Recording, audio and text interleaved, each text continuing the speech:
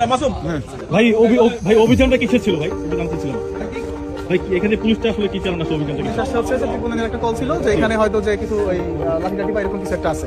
তো কলের ভিত্তিতে আমরা এখানে আসছি, সবগুলো সার্চ করছি, এরকম কোনো তথ্য প্রমাণ বা সাক্ষ্য প্রমাণ পাওয়া যায়নি। ঠিক আছে, ধন্যবাদ। জি ধন্যবাদ। Thank you. দর্শক আমরা এই মুহূর্তে আছি পটুয়াখালী বাউফলের জামায়াত অফিসের কার্যালয়ের সামনে।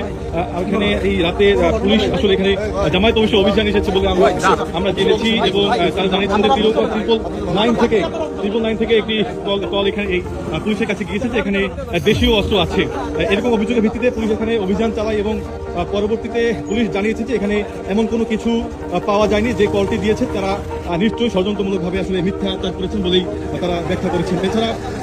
এছাড়া আমরা দেখতে পাচ্ছি যে এখানে বিএনপি নেতাকর্মীদেরও আমরা দেখেছি এখানে এসেছে এই জামায়াত অফিসের সামনে। এছাড়াও দেখতে পাচ্ছি যে বিভিন্ন গণমাধ্যম কর্মীরাও আসলে আমরা দেখতে পাচ্ছি যে রাত এখানে এসে পৌঁছেছেন। এই মুহূর্তে আসলে জামায়াত অফিসের সামনে কিছুটা উত্তপ্ত পরিবেশ রয়েছে।